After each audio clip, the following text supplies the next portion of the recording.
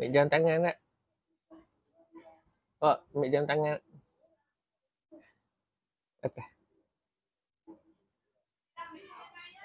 Okay, bismillahirrahmanirrahim. Assalamualaikum warahmatullahi wabarakatuh. Sahabat semua. Semoga sihatlah hendaknya. Okay, hari ni 21 1 Januari. Kau saya salah tarikh. Okay lah, hari ni hari 21 Januari 2024, hari Ahad. Kita bersambung kepada cerita semalam, iaitu berkenaan dengan kesan perjanjian Pangkor, 150 perjanjian Pangkor. Dan kalau ikutkan pada tarikh hari ini sebenarnya adalah 76 tahun terbubarnya Melayu Union. Kalau ikutkan pada tarikh itulah. Tapi saya rasa tajuk tu berat, dan saya pun tak berapa bersedia lagi lah untuk cakap tentang Melayu Union. Sebenarnya banyak benda yang boleh cerita kan, tapi bagi saya sebab fokus saya lah kepada isu berkenaan dengan perjanjian Pangkor yang telah dimanipulasi oleh golongan-golongan politik untuk meraih pandangan dan sokongan orang Melayu. Maka saya meneruskanlah kesan daripada perjanjian Pangkor ni. Saya nak berkongsi lah bacaan-bacaan yang saya ada kepada tuan-tuan dan puan. Okay, semalam saya duduk habis pada live, saya duduk korek saya punya almari. Jadi saya terjumpa lah buku ni. Larut Daerah Terkaya. Buku ni saya beli lama dah. Buku ni pada tahun 2001. Diterbitkan oleh UKM. Penulis dia adalah Zamri Malik. Muhammad Zamri Malik. So, Muhammad Zamri Malik ni adalah orang Taiping. Orang Kuala Sepetang. Alhamdulillah beliau masih hidup lagi sampai sekarang. Dan saya pernah berjumpa dengan beliau 2 kali lah. 8 tahun yang dulu. Lama dah saya jumpa dia. Semasa program di UPM. Saya dijemput untuk cakap tentang isu Pangkeras Siam. Dan beliau dijemput sebagai orang yang menceritakan tentang sejarah petani. Jadi Encik Zamri bin Malik ni bekerja sebagai MA, Medical Assistant di Taiping lah, dan Pencin. Beliau adalah keturunan daripada petani yang menetap di Taiping tu lah. Jadi ini salah satu buku beliau lah yang beliau tulis. Buku ni diterbitkan 23 tahun yang dulu. Sangat-sangat penting dan very collectible item lah. Sebagai seorang yang membaca buku sejarah, buku ni sangat penting lah sebagai bahan koleksi kepada orang macam kita semua lah yang berminat dengan isu sejarah ni. Sebab tuan-tuan, tak semua perkara yang ada dalam media sosial ataupun dalam internet itu betul. Tak semua benda yang dikongsikan kepada tuan-tuan adalah benar semuanya lah. Sebagai seorang yang dah dewasa, orang-orang yang bagi saya, tuan-tuan dah ada cukup banyak pengalaman dalam hidup, patutnya kita menjadi orang yang lebih matang dalam menapis apa juga informasi-informasi yang tuan-tuan baca dan lihat. Sebab kita ni makin lama makin berusia. Jadi sepatutnya kita lebih lihat dan nampak lah apa yang berlaku dalam persekitaran kita di negara ni lah. Okey. Apapun isu berkenaan dengan larut ni satu topik yang sebenarnya banyak topik sejarah ni dia bukan digelapkan, tapi tak diambil peduli oleh orang kita. Itu hakikat sebenar dia. Banyak isu-isu sejarah di negara ni sebenarnya banyak dah ditulis, tapi dia tak mendapat sambutan. Yalah, tulis buku, orang kita ni tak apa, dia macam fobia sikit lah dengan buku. Tapi saya Alhamdulillah, tuan-tuan semua yang follow saya selama hari ni, aku salam, Puyuh Duri. Tuan-tuan yang follow saya lebih kurang 23,000 follower saya yang follow saya lah selama hari ni adalah, saya yakin adalah orang-orang yang membaca. Seorang yang paling tidak ada mini library di rumah. Tak kisahlah besar mana borak tu, kurang-kurangnya tuan-tuan adalah pengumpul kepada bahan-bahan sejarah yang begitu bernilai harganya. Okey. Jadi isu berkenaan dengan larut ni ataupun perjanjian pangku ni satu perkara yang setiap tahun dibincangkan. Dia tak macam cerita Perang Musim Bisik. Perang Musim Bisik ni baru 4-5 tahun ni lah, baru duk naik. Isu larut ni lama. Isu perjanjian pangku ni pun dah lama. Isu kedatangan British ke Tanah Melayu ni banyak dibincangkan. Sama ada Tanah Melayu ni merdeka atau tidak. Itu semua itu berkenaan isu komunis. Itu semua perkara yang saban tahun dibincangkan. Tapi sebenarnya sejarah Malaysia ni luas. Ada macam-macam cerita yang sudah pun dikaji, ditulis oleh ahli-ahli sejarah, tapi dia tak dapat sambutan daripada masyarakat. Sebab ahli-ahli sejarah ni tak dibagi peluang untuk bercakap. Jadi bersyukur juga sebab ada media sosial. Jadi mereka ini cuba tampil lah ke hadapan. Tapi bila kita nak bercakap, macam saya duk buat live ni hari-hari ni, saya kena buang ataupun saya kena tolak masa saya mengkaji ni dengan buat live. Saya tak menyalahkan tuan-tuan. Tapi dia macam agama lah, kena bercakap hari-hari. Dan ahli sejarah yang ada ni pun dah umur 50, ada nak pencin kan, 50, 60. Jadi mereka ni dah tak ada masa dah nak cerita sejarah, nak tulis apa semua. Tuan Zamri Malik ni dah 60 lebih. Zamri Malik ni, Encik Zamri Malik ni umur dia dah 60 lebih dah. Dia pun tak ada masa, dia pun tak mau nak bercakap dah. Tak larat bercakap dah. Tak larat tu, orang Kedah kata tak larat duk riau lah. Bukan riau menangis tu. Riau lah duk. Tak larat riau lah orang kata. Tak larat riau lah nak cakap sejarah ni. So, Encik Zamri Malik ni dah menulis sepanjang hidup dia telah menulis 30 buah buku. Yang paling banyak sekali fokus kepada petani lah. Okay. Semalam saya cerita kat tuan-tuan apa yang jadi kepada Ngah Ibrahim. Saya bagi persoalan kepada tuan-tuan semua. Apakah yang berlaku kepada Ngah Ibrahim dan kesudahan lombong-lombong timah, lombong-lombong biji timah Ngah Ibrahim tu lah. Kesudahan dia dan apa jadi kepada dia lah. Okay. Saya nak petik dalam muka surat 88 dalam buku beliau ni. Pada Mac 1874, Mac perjanjian pangku bulan Januari. Sebuah badan kewangan di Pulau Pinang telah memberi bantuan untuk memulihkan lombong-lombong yang tidak beroperasi di larut. Terdapat sebanyak 30 buah lombong sebelum 1874 yang menghasilkan hasil sebanyak 70 pikul biji timah dalam tempoh sebulan. Pada akhir 1874, sekitar bulan 11, bulan 12, ni selepas perjanjian pangku Ngah Ibrahim pun semua dah habis dah. Datuk Maharaja Lela pun kena gantung, kena tangkap dah. Sebanyak 90 lombong baru telah dibuka. Lepas perjanjian pangku, apa dengar betul selepas perjanjian pangku ditandatangani. Sebanyak 90 lombong baru telah dibuka dan dikawal oleh Kapten Speedy.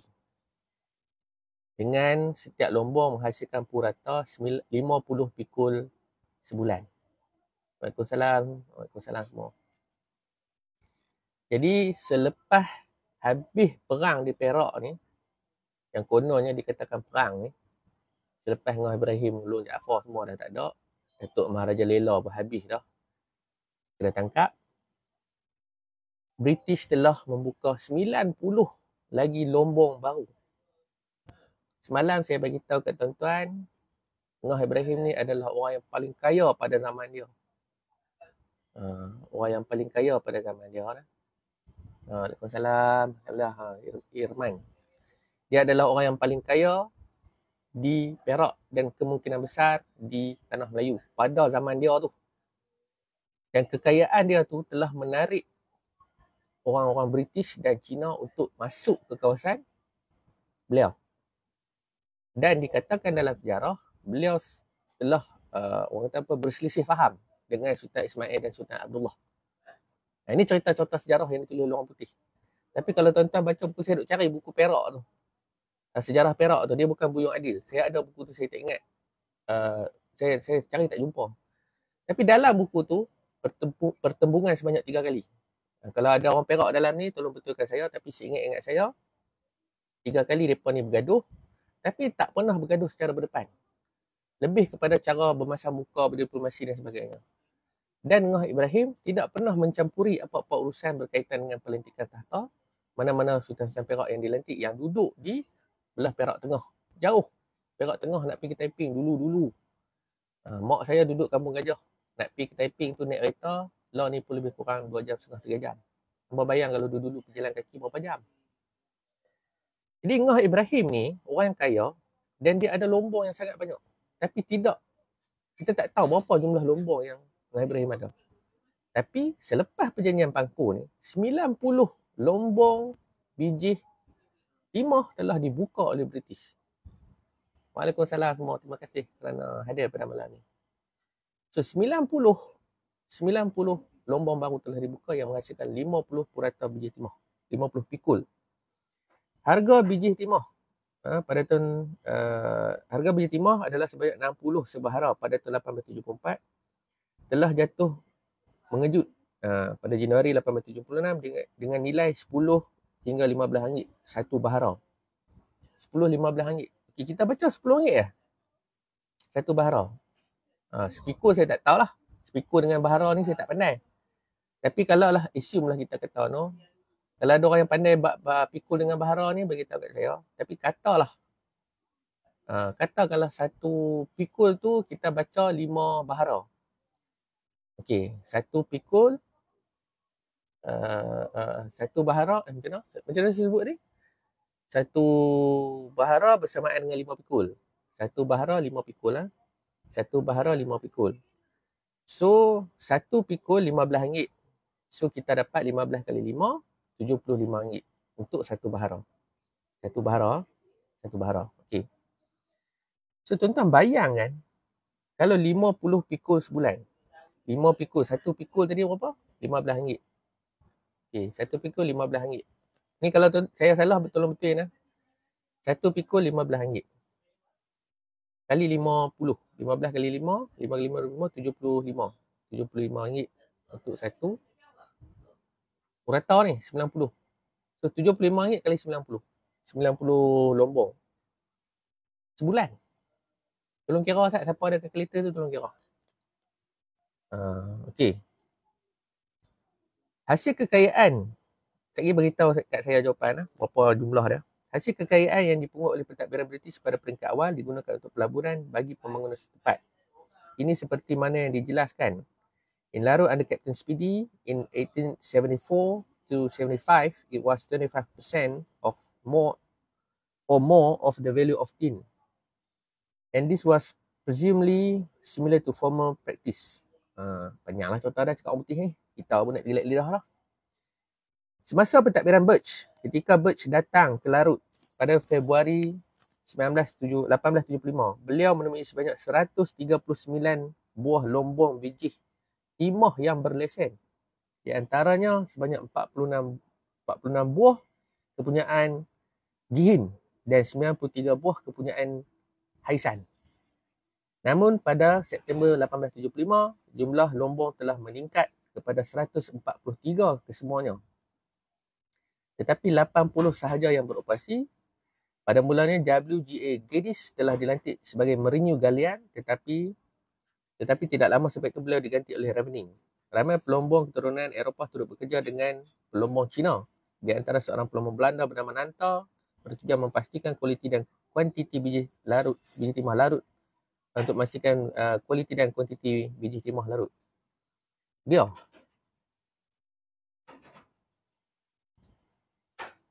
Apa faham tak saya baca? Kalau tak faham beritahu lah. Waalaikumsalam. Terima kasih askar pemburu. Okey. So dia kata bila Birch berkunjung. Birch ni mati bila? Betul. Okey, dia kata masa dia datang pada tahun 1875. Ada 139 buah lombong berlesen. Okey, lepas tu meningkat kepada 143. Tapi 80 saja yang beroperasi. So di Larut ni ada lebih kurang 143 buah lombong. 143 buah lombong lah keseluruhan dia. Dan semua lombong-lombong ni dimiliki oleh Gihin dan Haisan. So mana dia lombong Melayu? Ni tolong Ustaz buka Ustaz tarikh apa Long Jaafar dengan Ibrahim ni betul-betulnya bila?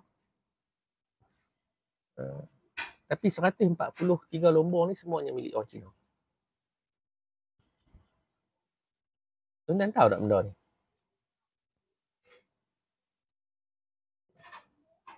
Tuan bila sejarah ni kita kurang membaca, kita hanya ambil surface, kita hanya ambil di peringkat dasar. Bila kita tak tahu bahawa apa yang berlaku ni, sebab kita tahu Cina-Cina ni kaya, tapi kita tak tahu macam mana mereka boleh kaya. Semua orang duk tanya, oh Cina kaya, Cina kaya, Cina kaya. Tapi kita tak tahu macam mana mereka boleh kaya. Dan kekayaan mereka ni Kapitan Chang Keng Kui. Hampa boleh carilah, ada agak buku pasal dia. Kapitan Chang Keng Kui ni adalah orang kaya lah. Kapitan di Perak lah, Chang Keng Kui ni. Keng Kui ni pada Gihin lah. Dan beliau dilantik sebagai ketua kepada orang Cina di Perak lah.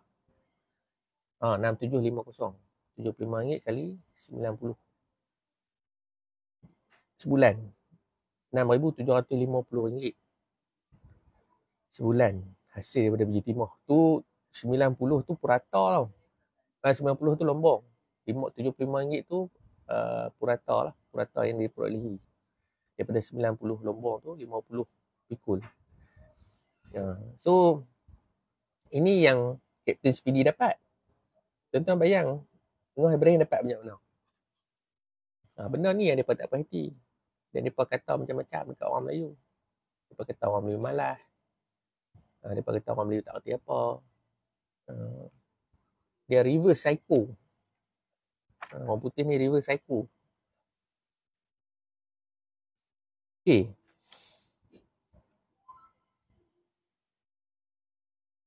Terima kasih Tok Uzari Maharaja. Orang Perak sejati.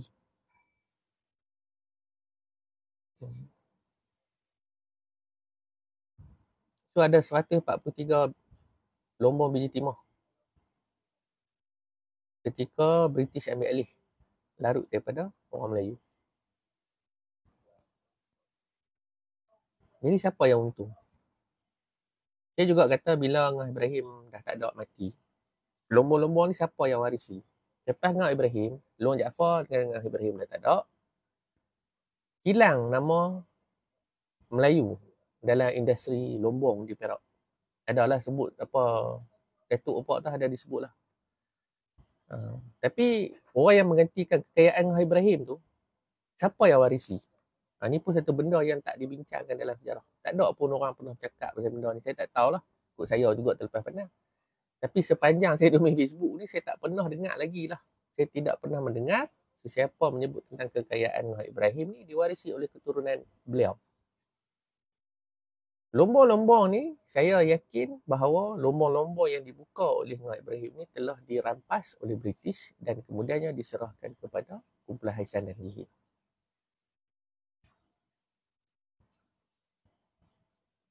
Ni kalau kita nak fight, nak kata nak salah Cina, ni point dia. Saya orang kata duk salah Cina, Mahathir salah DAP, apa semua lah.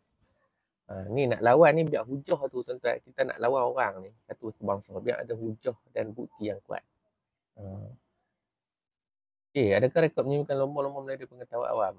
Ini pun satu benda yang itulah kawan saya Hisham ni, Mak Hisham Zulkifli yang menulis tentang perjanjian larut ni. Dia ada tulis tentang biji timah juga. Tapi buku dia tak diterbitkan lagi lah. Bukunya tak diterbitkan lagi. Jadi saya yakin lah dia ada menyentuh tentang bab soalan lombong-lombong Melayu ni. Tapi sebab benda ni tak dibincangkan. Dia seorang cikgu. Dia selalu buat live. Tapi live dia tu 4 orang, 5 orang.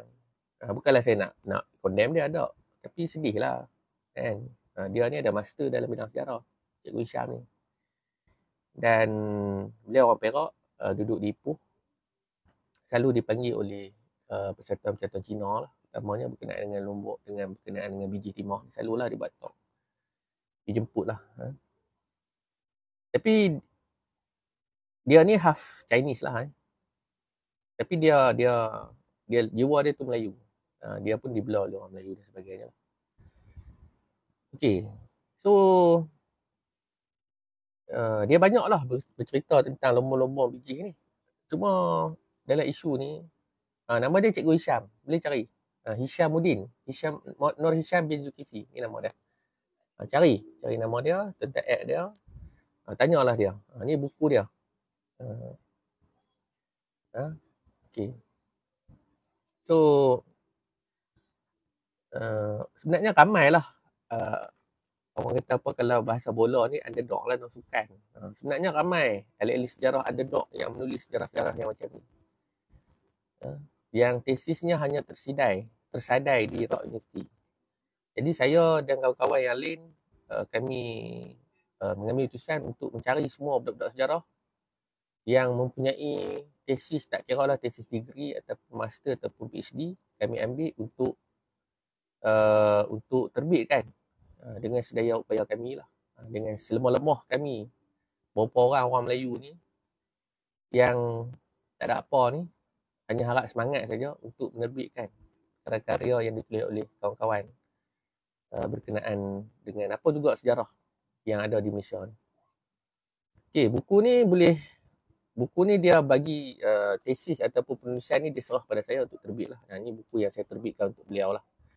Lah ni saya tengah duk buat open tempah. Sebenarnya buku ni dah habis.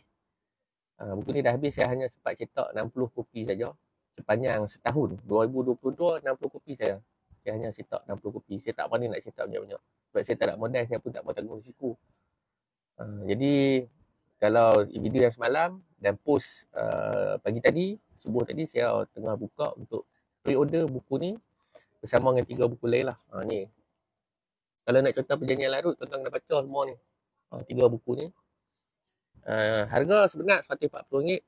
Tapi kalau tuan-tuan beli secara pre-order tu, combo RM110 saja. Ni tawaran untuk 30 orang saja. Habis buku ni apa jangan tanya. Saya pun tak mau nak, sialah saya pun nak bagi peluang untuk buku dia yang lain. Sebenarnya banyak benda yang bersama dengan saya ni ada lebih kurang 20-30 lagi manuskrip yang saya tak dapat terbitkan. Semuanya kerja dah siap dah. Semua dah siap dah, tinggal nak terbit saja. Tapi saya tak berani nak ambil risiko. Saya ambil betul-betul lah, saya tak berani ambil risiko. Terbitnya buku-buku macam ni adalah saya buat suka-suka lah. Memanglah dalam hati tak boleh nak kata suka-suka. Tapi perjuangan saya adalah untuk memartabatkan sejarah. Sebab susahnya untuk terbitkan buku-buku daripada budak-budak yang ada degree dan master ni, sebab mereka tak cukup layak untuk menerbitkan dengan penerbit-penerbit heavy. Macam penerbit-penerbit universiti, penerbit-penerbit yang nama dah besar gah, macam Dewan Bahasa dan sebagainya. So, saya ambil inisiatif untuk terbit buku macam ni dan kami bantu sama-sama kami lah. Untuk dana yang kami dapat ni, duit daripada tuan-tuan beli ni adalah untuk meneruskan kajian lah. Sama ada nak meneruskan kehidupan ataupun meneruskan kajian yang terbaru. Tapi harapan seorang penulis buku ialah mereka mahu buku ini dibaca. Saya sendiri pun sebagai seorang penulis, saya mahu buku saya dibaca. Dan saya berharaplah ada orang kata review daripada tuan-tuan. Okey. Buku 13 Mei tak ada. Tengah tulis lah. 13 Mei siapa yang tulis tu? Okey. Malah saya panas. Saya duk marah gila-gila. Lepas tu ada orang mesej saya lah, kawan-kawan jugalah mesej. Dia kata abang jangan duk marah sangat dalam Facebook. Tak kira orang ambil video abang, orang kerat-kerat, orang hantar kat mana-mana. Tak pasal-pasal, abang kena tunggang. Dia kata. So saya pun malam ni saya jadi slow sikit lah. Tak, mari memang saya maki semua. Memang saya panas tu. Saya panas tu pasal isu perjanjian Pangkut tu digunakan oleh orang politik dengan ayat mengatakan bahawa sudah mula sampai masanya kita mencorakkan semula tanah air kita. Mengenang kembali perjanjian 150 tahun perjanjian Pangkut tu, sudah sampai masanya untuk corakkan kembali negara kita. Saya pun macam, mereka kat 70 tahun, yang corak apa selama hari ni? Tu yang saya jadi geram, saya memang marah gila-gila tu. Sebab apa orang politik ni buat murung ni, munafik sungguh-sungguh. Mati ni tak tahulah ni. Kalau di akhir kiamat tu Allah Ta'ala kata orang suka murung ni, dia pegang lidah duk gunting-gunting. Apa nak tengok akhir kiamat nanti? Itulah orang politik. Itulah orang politik. Cakap lidah cabang, murung. Bak murung ni serah ke mereka lah. Semuanya nak lepas diri atas dunia ni. Bila naik sikit, British. Saya tak boleh memang panas. So, saya nak nasihat pada yang tonton video saya ni, yang tengah bersama saya dalam live ni. Tuan-tuan, kalau tuan-tuan bekerja dengan orang politik, tolonglah berhemah. Kalau boleh-boleh janganlah. Janganlah tak tosok bawa kerjalah dengan orang politik. Banyak lagi kerja atas muka bumi ni Allah Ta'ala bagi ni. Tak payahlah duk buat kerja politik tu. Kerja dalam kemunafikan dan pembohongan. Kaya memang kaya. Tapi takut kena istidraj. Duk sangka kaya, duk sangka senang. Semua rezeki Allah Ta'ala bagi. Semua rupanya Allah Ta'ala dah benci dah. Sebab sikap membohong. Tapi orang kata pula kalau main politik ni, kalau tak main politik tak kira orang bukan Melayu, orang bukan Islam pula duk pemain kita. Boleh nak main politik ni, main cakap Islam. Cakap terus terang. Kan? Berterus terang lah. Takut apa? Kan? Kau nak betul-betul ikut je cara Imam Syafi'i. Matilah. Takut apa? Takut kan mati.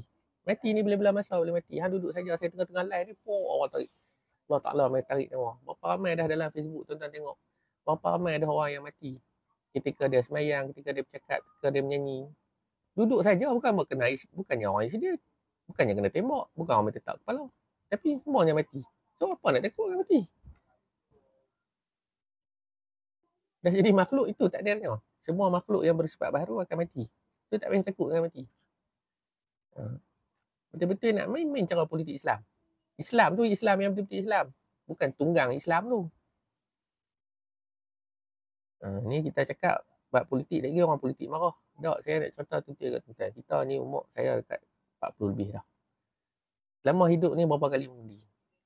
Dalam kita duk mengundi banyak-banyak kali ni, tuan-tuan, takkan tuan-tuan tak nampak. Bab sejarah ni, selalunya sejarah ni ditunggang. Sejarah apa pun dijadikan bahan untuk kempen politik. Lepas habis politik, habis. Apa pun tak ada. Sekupang pun tak. Tuan-tuan habis mengundi, bergaduh dalam masa 3 bulan, bergaduh, berperang adik-beradik, semasa muka. Lepas habis-habis PRU, tuan-tuan puas hati, parti yang tuan-tuan pilih tu menang, parti kawan tu kalah. Balik ke sebenarnya kehidupan normal, lalu dah balik rumah. Esok pagi nak pergi kerja paskat macam biasa. Ataupun yang pergi motor dengan cara motor, yang tanam padi, yang tanam buat bendang, cara buat bendang. Itulah rutin kita sebenarnya hari-hari. Lepas tu ramai lah bagi bantuan ni lah, tu lah, ni lah. Pok kena RM50 naik bang. Naik apa? Beras naik. Minyak masak naik kena RM40. Tu nak boleh buat apa?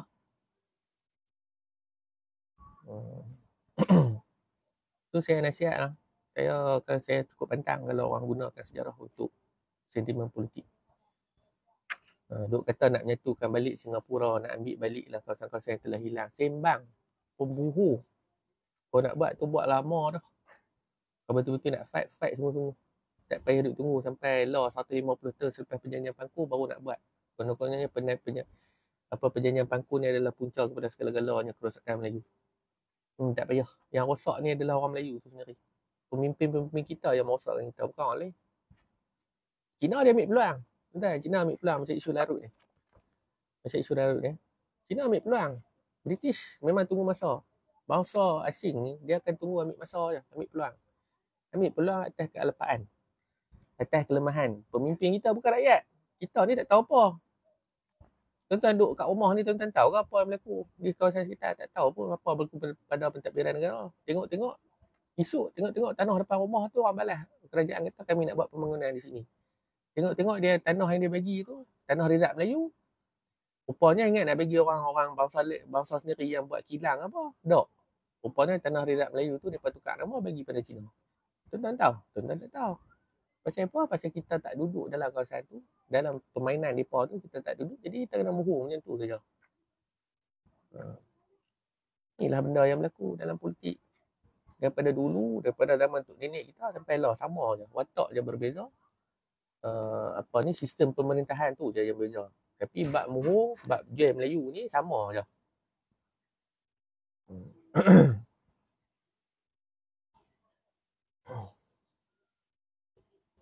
Kalau ikut daripada segi sejarah sebelum nak berlakunya perjanjian Pangku, Larut ni tiba-tiba menjadi satu kawasan yang kaya. Siapa dia pilih Larut? Larut. Taiping lah. Taiping ni tak jauh daripada Pulau Pinang sebenarnya. Bila British ambil, kalau tuan-tuan betul-betul baca sejarah berkenaan dengan kedatangan British, sebenarnya mereka merancang Mereka dah rancang cantik dah. Pernah saya cerita dulu dalam video saya. Yang lama-lama lah. Saya kata. Perjanjian Pangku ni, bukan perjanjian Pangku. Kedatangan British ni. British datang ke Tanah Melayu pada tahun 1600. Tahun 1600 tau. British main ke Tanah Melayu. Dia ambil Pulau Pinang pada tahun 1786. 186 tahun British ambil masa untuk ambil Tanah Melayu. 186 tahun tau. 3-4 generasi. Barulah dia fikir untuk ambil Tanah Melayu. Kalau tuan-tuan baca buku ataupun baca jurnal geologi, dia pun ada 2 jenis jurnal. Satu Jamras ni untuk sejarah. Satu lagi jurnal geografi. So dalam jurnal yang berkaitan dengan geografi, mereka ambil batu-batu, mereka buat kajian tumbuh-tumbuhan dan mereka tulis setiap substance, setiap benda yang ada di Tanah Melayu. Salah seorang dia adalah James Scott. Thomas Forrest dengan James Scott. Ini 2 orang kawan baik pada Francis Light. Yang kedua-duanya adalah botanis. So apa botanis-botanis dia buat? Waalaikumsalam, Nazrin. Apa pokok botanis ni buat dan geologis ni buat? Satu tugas dia adalah untuk tulis pokok, senarai nama pokok ni. Pokok-pokok yang tumbuh di alam Melayu. Yang kedua, melihat batu-batu yang ada di Tanah Melayu. Tuan-tuan cari baca lah. Buka fikiran. Jangan orang Perak kata jangan duduk sengkuk dalam serkup. Jangan duduk sengkuk. Jangan duduk dalam tempurung lah. Buka sikit pemikiran. Jadi nak buka pemikiran ni kena banyak membaca. Kena banyak duduk dalam dunia orang lain lah. Okay. So British main sini, dia kaji setiap batu yang ada di Tanah Melayu. Siapa dia buat kajian? Sebab dia ada target. So typing ni, kan kalau tengok betul-betul peta typing ni kan dalam dekat dah dengan bentak krayon apa semua. So tak jauh dah daripada Pulau Pinang. Okay, so 1786 nak pergi ke 1874, 100 berapa belas tahun? 1874, 1786. Lebih kurang 112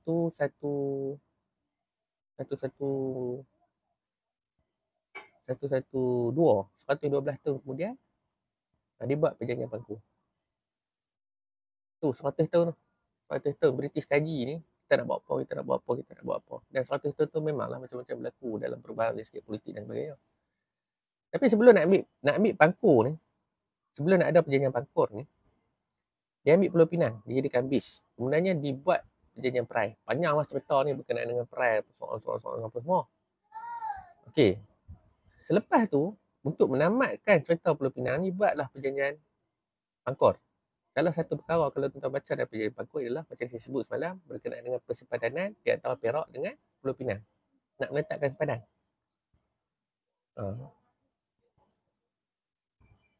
Kalau tuan-tuan baca bab sepadan ni, kan British kata dalam perlembagaan, selepas British keluar daripada Tanah Melayu, apabila Tanah Melayu mencapai kemerdekaan, semua perjanjian-perjanjian yang dibuat oleh British dengan kerajaan ataupun dengan negeri Melayu adalah terbatal.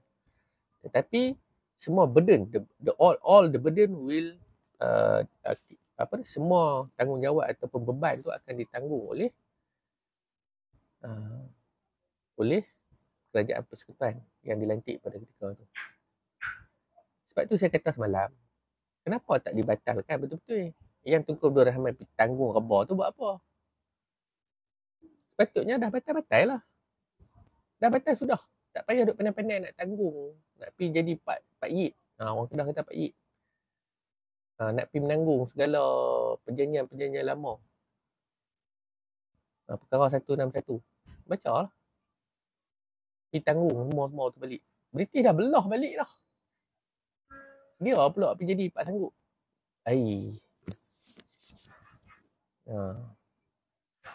Dia pula jadi Pak Sanggup. Tak apa, kita teruskan perjanjian ni. So kita bersekutu, kita kerajaan persekutuan akan bayar semua ganti rugi melalui perjanjian-perjanjian yang sedia ada. So sekarang ni kalau nak patah balik, nak reverse susah.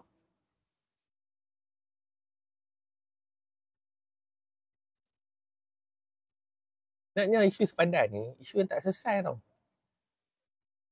Saya masa kami duk buat, saya duk buat lah research pasal Sebang Perai, perjanjian Pulau Pinang ni. banyak sepadan-sepadan kita yang masih dipertikaikan, undisputed. Contohnya macam Perak dengan Selangor. Ikutkan Tanjung Malim tu Selangor punya.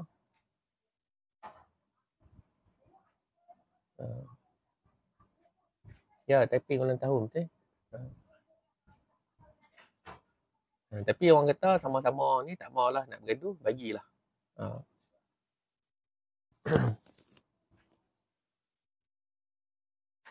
Tu tuan-tuan fikirlah sendiri. Saya hin.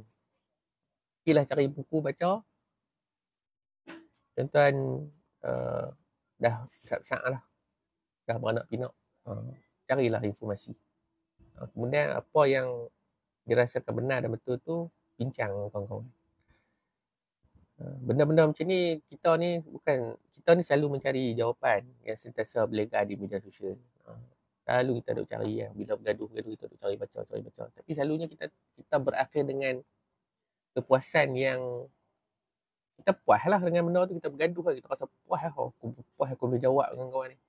Tapi sebenarnya dalam hati kita rasa tak puas. Pasal kita tak dapat satu jawapan yang konkret. Jadi media sosial ni bukan semuanya. Apa yang saya contoh benda tuan-tuan saya duk bercakap ni, hanyalah 10 ataupun 20% saja informasi yang saya boleh bagi pada tuan-tuan. Selebihnya tuan-tuan kena baca. Tuan-tuan kena baca lah. Bukan tuan-tuan nak kena pergi kaji. Bukan tuan-tuan nak kena masuk library, nak kena masuk arkib, nak kena turun ke padang untuk buat research.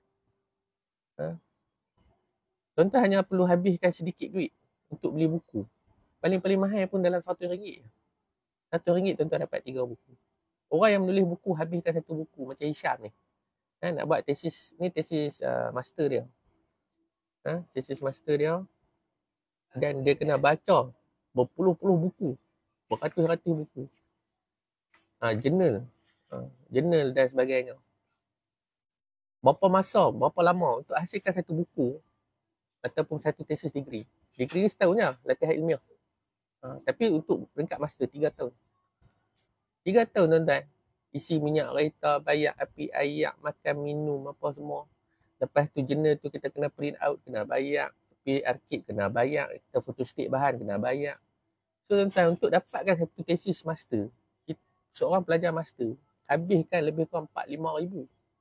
45,000 ni, tuan-tuan, 143 muka surat saja. Ni buku ni RM40 tuan-tuan. Yang tuan-tuan baca ni nilai RM40 yang banyak orang kata mahal. Mahal lah buku sejarah RM40. Nak hasilkan buku ni kena habis lebih kurang 5-6 ribu.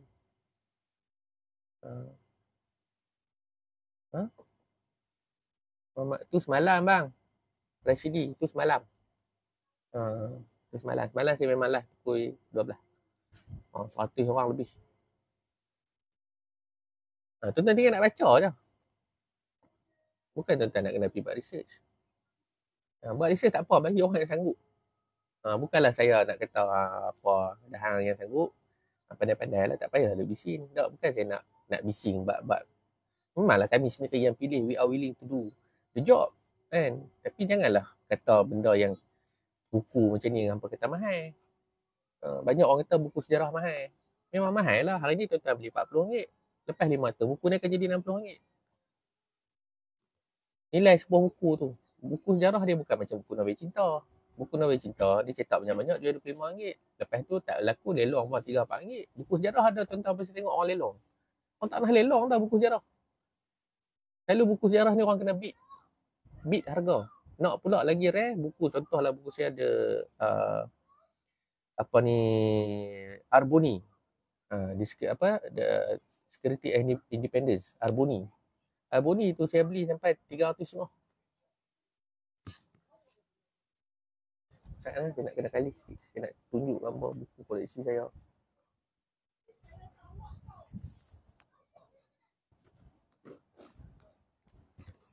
Ni buku ni. Ni. Okey. Buku ni mana harga dah? Tak ada harga lah pula. Buku ni diterbitkan di Australia. Ingat-ingat saya dalam $20. Tuan-tuan tahu saya beli berapa dik ni? Saya beli ni 400 tau. Tuan-tuan 400 ni untuk buat reference. Reference sebab nak tulis buku ni. Contoh. Nak tulis buku ni, Nak tulis buku ni, saya kena baca buku ni. Untuk dapatkan info dalam pada buku ni, saya kena belanja 400 hanya untuk dapat 2 perenggan.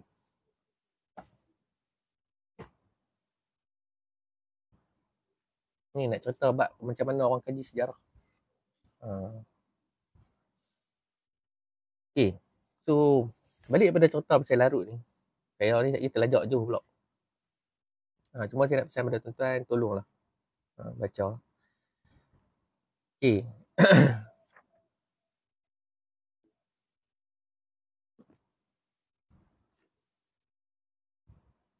Okay, sebelum itu,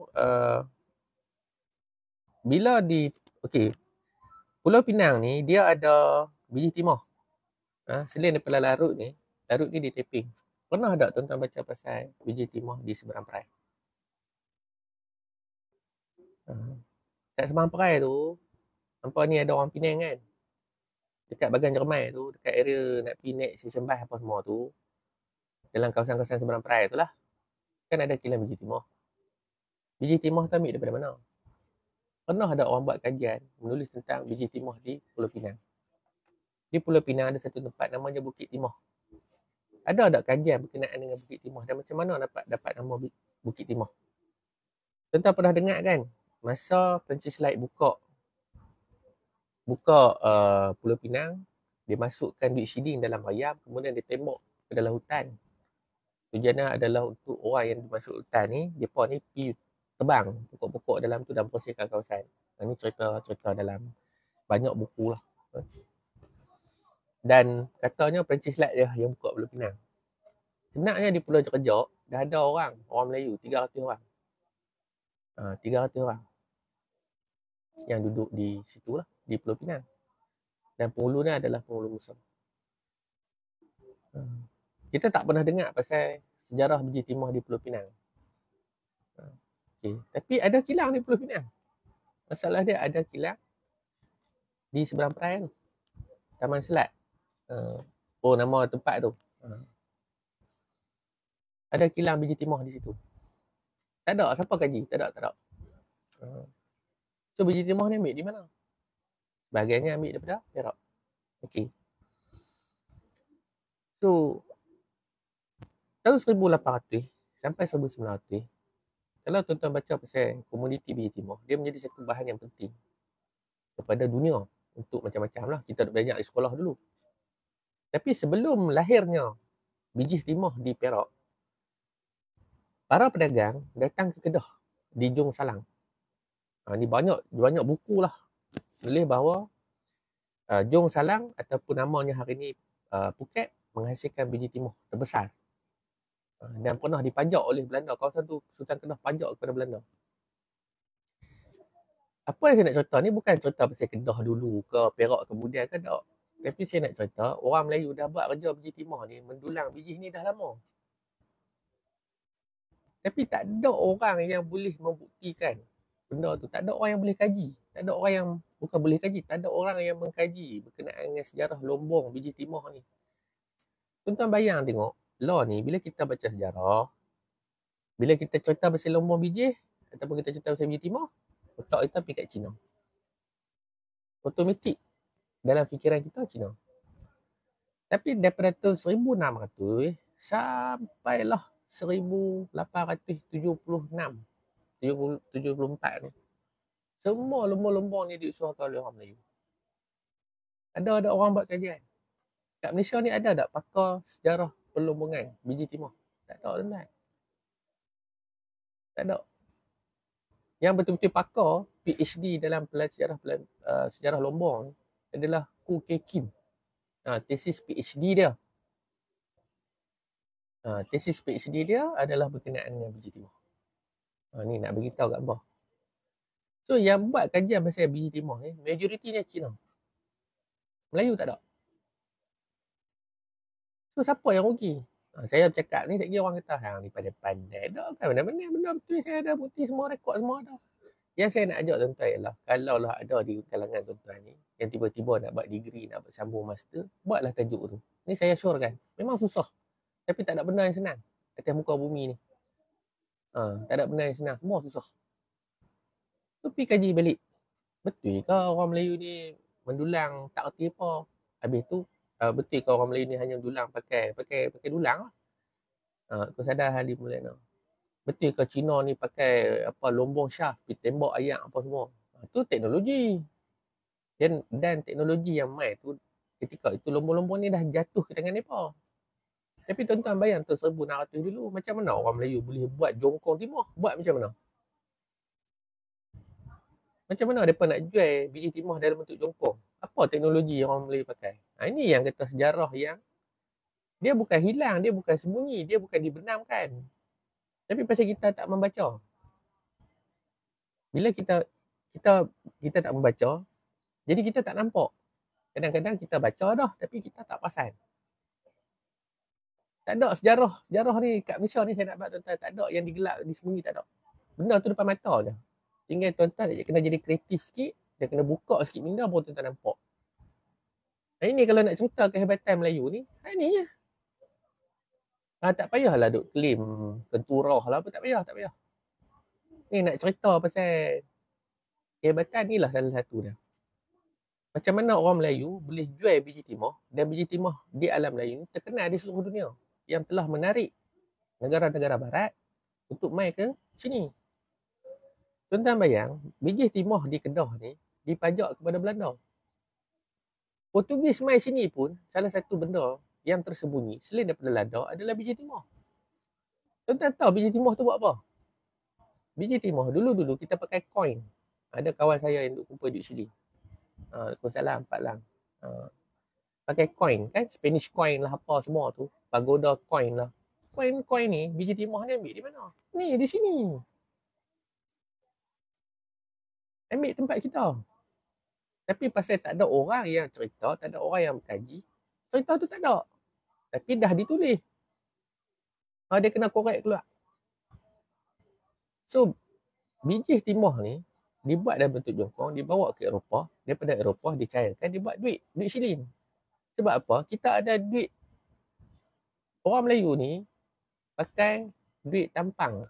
Tu saya sebut pasal Prof. Sultan satu. Arwah dah dia pun tak ada pengganti sampai sekarang. Seorang pakar dalam bidang duit shilling. Prof. Sultan satu. Arwah meninggal lama dah. Mati dia habis. Tuan-tuan biasa tengok kan duit apa tu, ayam, duit apa, boyo. Tu orang Melayu dah pakai lama dah tuan-tuan. Kebanyakan duit-duit ni dia buat pada biji timah. Fikir tengok ni dalam kepala ni, macam mana orang Melayu, tok-tok nenek kita dulu boleh fikir nak buat duit dalam, tak kisahlah, janganlah duk bayang. Tapi dia duit lah. Orang Melayu dah ada sistem duit dia sendiri. Tapi hak menatang-menatang tu kira lah. Tapi setiap menatang tu ada nilai dia. Itulah kebijaksanaan local genius orang Melayu.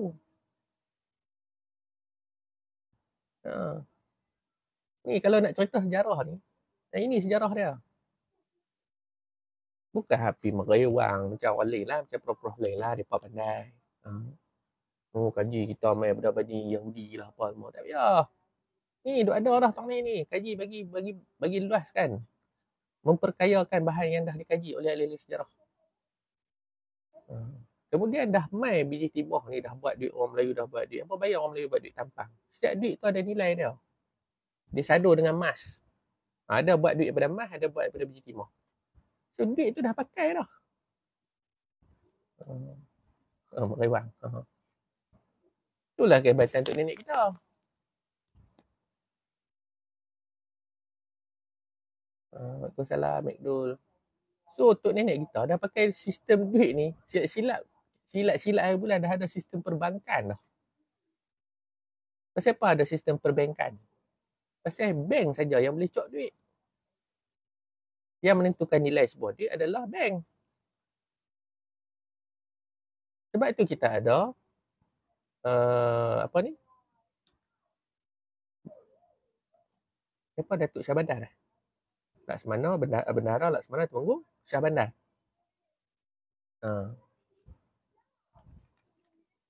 Cuba tuan-tuan bayang. Macam mana orang putih mai sini, dia mai sini, dia nak beli barang, dia kena pakai duit kita. Macam mana tok nenek kita membuat nilai kepada duit tu? Maksudnya tok nenek kita ni cerdik matematik. pandai buat accounting. Tu yang nak cerita ni. Nak cerita pasal hebatnya orang Melayu yang tu. Macam mana dia boleh tetapkan nilai. Okey, Spanish dollar bersamaan dengan berapa tampang emas.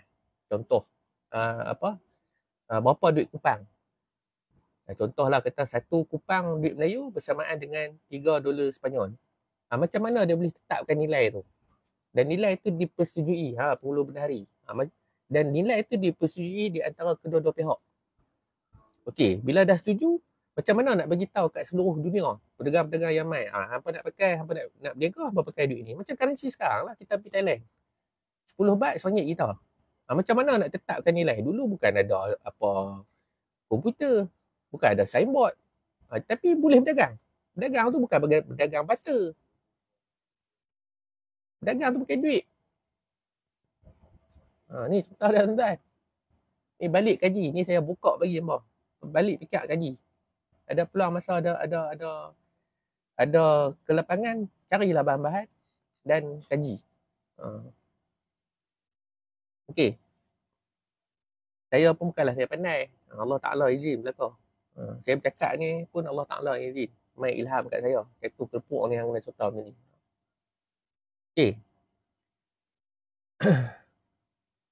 Nak pergi cerita lain, nak pergi cerita saya larut tapi dah dia melarut. Okey. So, banyak benda yang dalam sejarah kita ni, orang selalu kata history, sejarah ditulis oleh orang yang menang.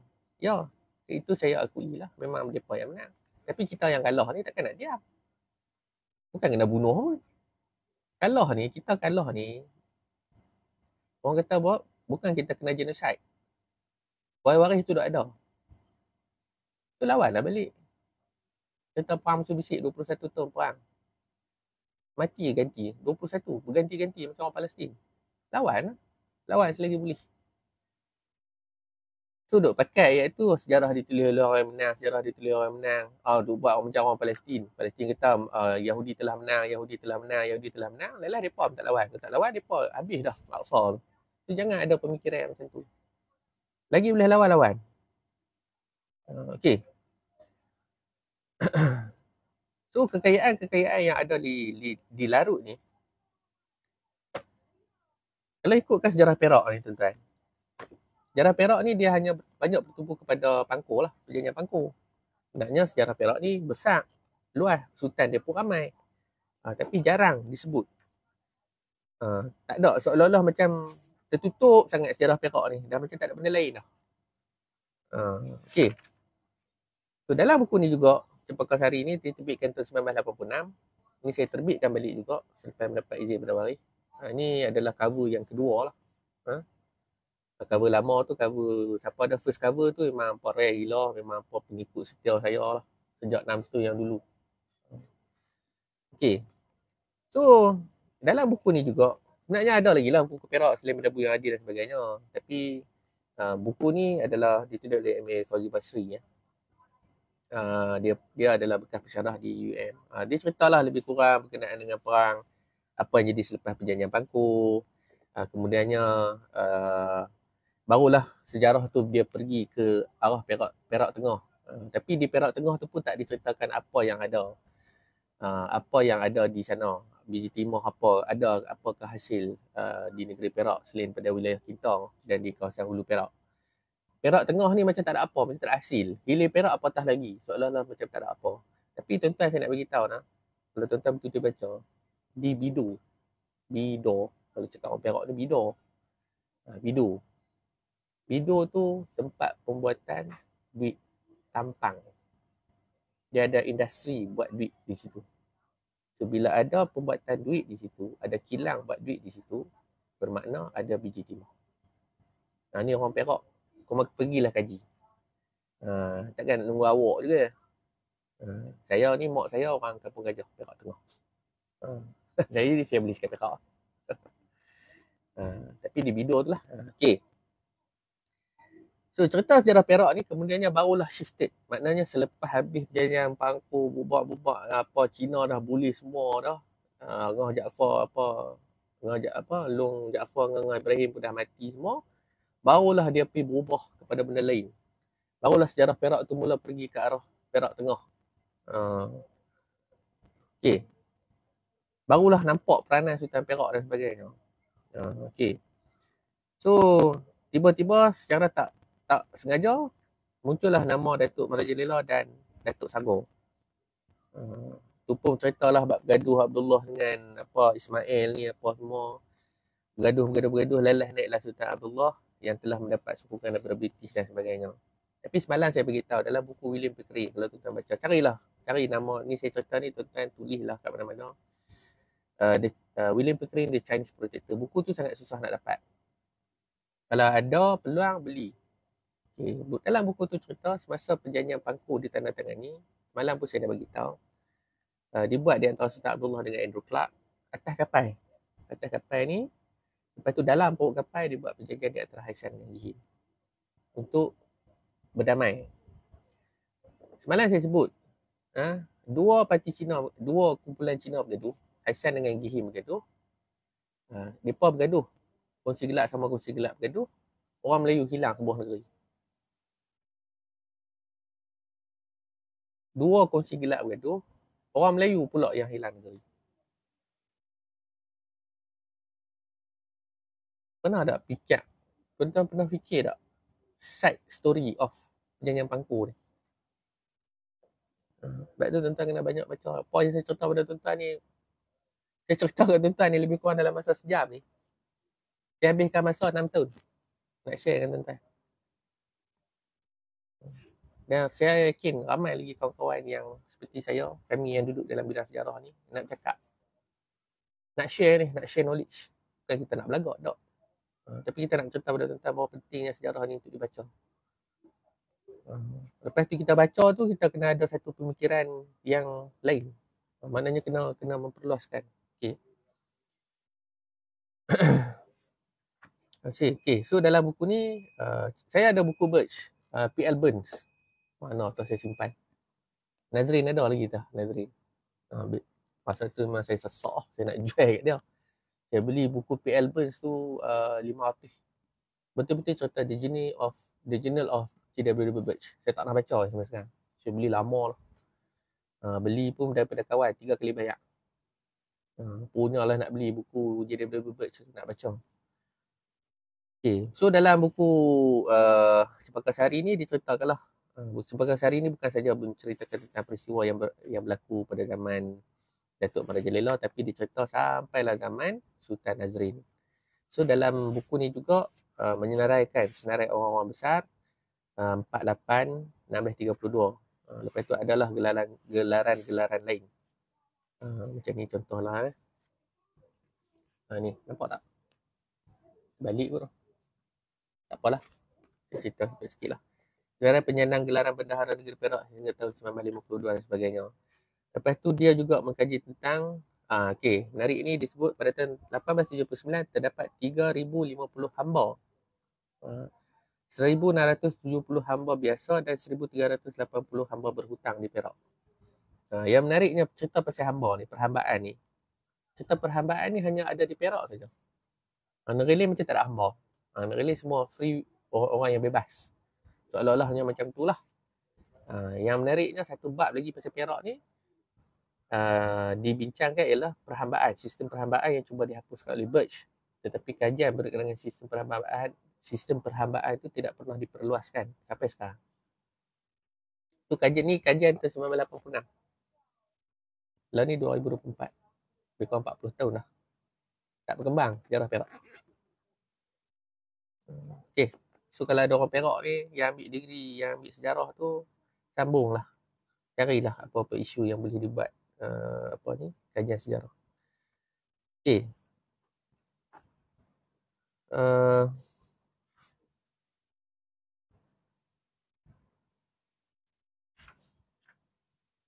Pada 4 Julai. Okay, ni saya patah balik sikit.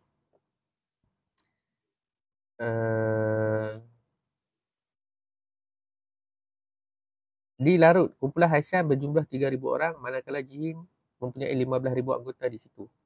Dr. Ibrahim Dan kemudiannya Ngah Ibrahim mendapat hasil lombongnya 5,000 hingga 6,000 sebulan. Betul dah lah kira tadi ni. Sebulan 6,000. Setahun 12 kali 6 72,000. Kaya gila Ngah Ibrahim ni. Long Jaafar tu bapak dia. Ngah Ibrahim tu anak lah. Lepas Ngah Ibrahim, kita pun tak tahu mana pergi harta-harta dia. Hilang macam tu saja. Okay, pada 4 Julai 1861, di Kelian Pauh, seorang pelombong Haisan bergaduh dengan jirannya dari kongsi gelak gihin lah.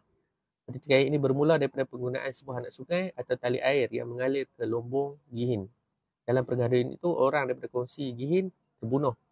Pada malamnya, pula kongsi Haisan menyerang kumpulan gihin. Dalam keadaan ketakutan, orang-orang gihin mengadu kepada Syekh Muhammad Taib. Syekh Muhammad Taib yang membantu Ngah Ibrahim di Larut. Syekh Muhammad Taib tidak dapat menyelesaikan masalah itu. Keadaan ini menyebabkan beberapa orang jihin lari ke Pulau Pinang dan mengadu kepada British. British mengenakan tindakan kepada kerajaan Perak bagi menyelesaikan masalah tersebut. Cina dengan Cina bergaduh. Orang Melayu hilang negara lagi. Ini contoh apa macam mana ni? Orang-orang jihin kemudiannya kembali semula ke Larut dan meminta pesuruh jaya residen Pulau Pinang membantu mendapatkan semula harta mereka di Larut. Tetapi Gua British ini bertegas menyatakan bahawa pemberian tanah Lombong adalah urusan pembesaran melalui tempatan. Ngah Ibrahim menetapkan kawasan berasingan.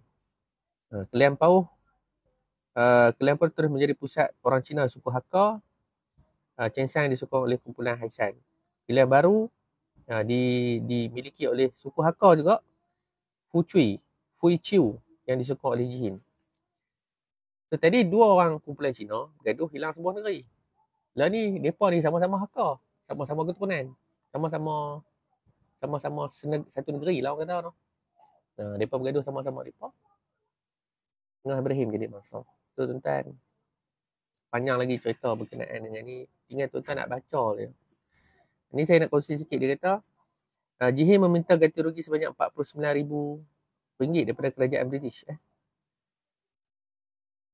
Dia kata selepas bergaduh tu, Jihin minta ganti rugi sebanyak RM49,573. Dan menyebab kerajaan British Pulau Pinang telah enggan campur tangan.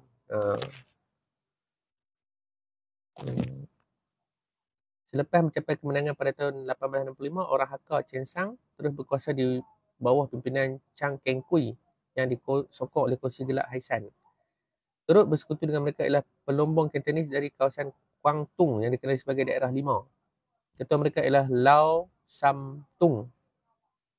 Walaupun daripada suku Cantonese, tetapi bekerja rapat dengan Hakka. Panjanglah tuan-tuan kalau nak baca. Buku ni tebal. 42 muka surat. Panjang lagi lah cerita dia ni. Aku nak baca satu-satu ni. Okey. Jadi, sebenarnya sejarah Larut ni ataupun Perjanjian Pangku ni satu cerita yang sangat menarik, panjang. Saya pun dah cerita tentang biji timah. Saya pun dah, kita dah lebih kurang, saya ada masa lagi 5 minit untuk berkongsi dengan tuan-tuan. Jadi tuan-tuan, apa yang saya cerita ni walaupun mungkinlah tak mendapati dengan apa kehendak tajuk dan sebagainya. Tapi yang penting adalah kita perlu sedar. Tuan-tuan kena sedar bahawa bukan semua perkara tu boleh dipolitikkan. Dan cerita berkenaan dengan Larut ni satu cerita yang sangat menarik untuk dibaca. Sebab cerita Larut ni dah banyak kali lah. Tak tahu ada je cerita pasal Larut ni. Ada je cerita yang diangkat untuk menimbulkan keresahan di kalangan rakyat. Tapi baguslah sebab orang Melayu ni kena bagi takut. Kalau tak takut dia tak mau membaca. Dia tak mau cari. So bila ada isu barulah orang Melayu mula mencari. Tuan-tuan, saya harap janganlah jadi macam tu. Okey, sedikit lagi saya nak sambung daripada buku Larut ni. Tulisan ni, buku ni. Dia kata pengkalan Port Weld menggantikan pelabuhan Teluk Kertang yang sebelumnya berperanan sebagai sebuah pelabuhan daerah Larut.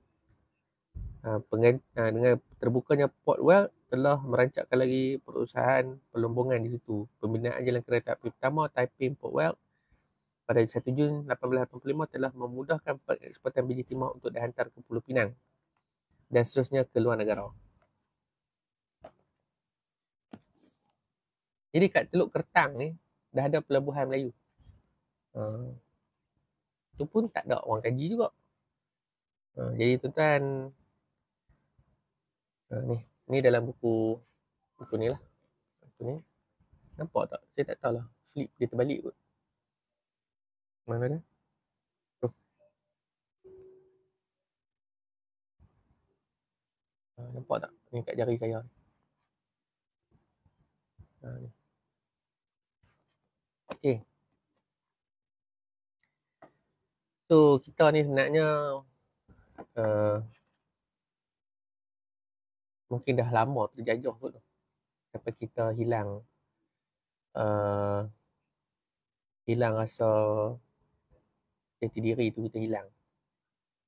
Sampai terlalu ditundukkan kepala. Kita jalan ni tunduk. Orang tekan kepala tunduk jalan. Sampai tak mau melawan. Bila ada orang-orang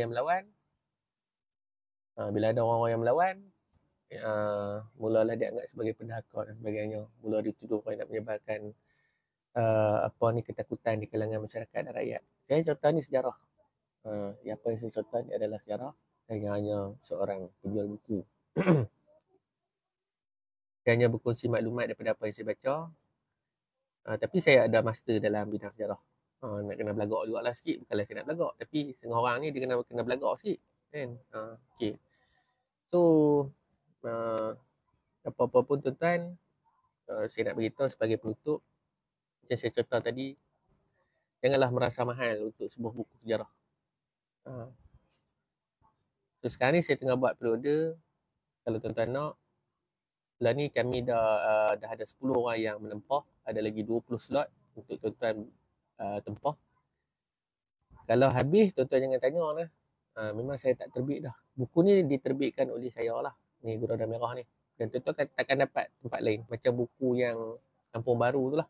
Buku putih tu. Hari ni saya dapat mesej bertalu-talu yang nakkan buku tu. Tapi saya abang tuan-tuan, buku tu saya ada 10 saja. Dah habis dah. So biasalah benda sikit ni dia satu orang berebut. Tapi itulah bila tak ada orang cari. So tuan-tuan, 3 buku ni 140 sekali dengan post. Tapi siapa-siapa yang menempah hanya 110 saja. So tuan-tuan grab cepat-cepat. PM saya ataupun tinggalkan nombor telefon. Ini duit daripada tuan-tuan beli ni sebahagiannya akan diberikan kepada penulis lah sebagai wang sagu hati beliau. Okay. So ketika Kota Ngah Ibrahim jadi pelindung daripada serangan Kedah. Itu kena tengok garis masa. Sebab Ngah Ibrahim ni perang musuh bisik habis 1845. Nama Ngah Ibrahim ni 20 tahun kemudian baru timbul. So mungkin dia duduk pada zaman Long Jaafar lah, ayah dia. Itu yang ada cerita Puak Nai kata Sultan Muazzam Shah Long Jaafar apa tau. Jadi kononnya Long Jaafar dipijak oleh gajah Siam lah apa lah. Macam pelik pula cerita ni puan. Okey. Jadi tuan-tuan, sebagai penutup saya ucapkan terima kasih kepada tuan-tuan dan sekali lagi saya nak beritahu buku ni hanya boleh dibeli daripada saya saja. Tak ada tempat lain. Kalau berminat tuan-tuan boleh tinggalkan nombor telefon. Saya akan WhatsApp ataupun tuan-tuan PM saya ataupun tekan button WhatsApp dekat iklan buku ni. Bawah. Keluar daripada page ni sekejap ada iklan buku tu, boleh tekan kat situ. So saya buka hanya untuk 30 orang. Habis-habis tuan-tuan jangan tanya orang lepas ni. Okey. Dan bagi saya tak ada lah mahal mana. Berbaloi dengan harga dia tuan-tuan. Tuan-tuan jangan nilai buku sejarah dengan harga RM1. Sebab benda yang bernilai ni dia tak ada nilai. Tak ternilai. Mungkin tuan-tuan rasa RM60 tu mahal. Ataupun RM100 tu mahal. Tapi tuan-tuan mendapat ilmu. Satu buku ditulis lebih kurang 4-5 tahun. Tuan-tuan hanya tinggal baca saja. Jadi bantuan tuan-tuan tu membantu juga para penulis yang ada. Okey. Jadi apapun saya ucapkan terima kasih yang menonton bersama saya setia sampai sekarang. Kalau ada salah silap kekurangan saya minta maaf. InsyaAllah kita akan bertemu lagi pada lain masa, pada lain tajuk. Dan betul jangan nak buat cerita karut lah. Apa-apa pun sejarah ni perlu dibaca, bukakan fikiran anda, luaskan pandangan, pemikiran tuan-tuan semua. Sejarah Perak ni besar, luas. Tapi banyak lagi yang perlu dikaji. Jadi apa-apa pun, terima kasih kepada tuan-tuan yang telah membeli produk buku-buku saya, telah membantu saya dan kawan-kawan penulis untuk meneruskan kajian-kajian yang lain. Kita ni tak ramai tapi ada. Jangan sampai tak ada langsung. Okey, so itu saja. Terima kasih untuk 1 jam bersama. Okay, Abang Jamal. Ya, nanti Abang Jamal WhatsApp saya nah. Terima kasih Abang Jamal support. Kalau boleh bagi tahulah kawan-kawan yang berada di Perak tu untuk sama-sama lah tolong. Sebab Isyam ni pun orang Ipoh. Tok Kuzairi tu kenal Isyam ni. Asalnya saya rasa dia kenal lah. So kita pakat-pakat tolong lah. Kalau kita tidak menolong bangsa kita, tidak ada siapa pun yang akan menolong bangsa kita. Jadi pakat-pakat lah tolong. Okey, insyaAllah itu saja daripada saya. Assalamualaikum warahmatullahi wabarakatuh.